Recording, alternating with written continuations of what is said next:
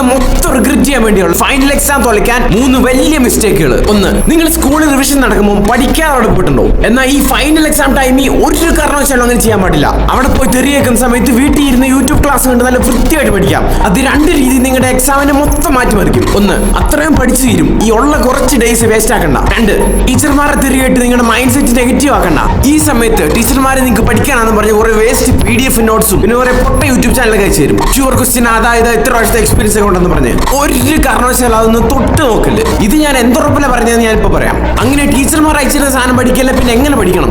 ഏതെങ്കിലും ഒരു YouTube channel എക്സാമിനറോ silo അവരുടെ ഓരോ ക്ലാസ്സും PDF-ഉം വൃത്തിയായിട്ട് പഠിച്ചാൽ അത് തന്നെ ധാരാളം. അങ്ങനെ നേരിട്ട് എനിക്ക് ഫുൾ A+ കിട്ടി. +2-ലും 10-ലും അത്യാവശ്യം കുറെ പഠിക്കാൻ ഉണ്ടായിരുന്നിട്ടോ അതൊക്കെ പെട്ടെന്ന് തീർക്കാൻ പറ്റി. ഇങ്ങനെയാണ്. 3, ഒരു 6 മണിക്ക് പഠിക്കാൻ തീരുമാനിക്കും. അത് കഴിഞ്ഞ് ഫോണിൽ തോണ്ടിയോ അങ്ങനെ എങ്ങനെയോ ഒരു 10 മിനിറ്റ് ലേറ്റ് ആയി പോയി. അപ്പം നിങ്ങൾ ഓർക്കും 6:30 പഠിക്കാം.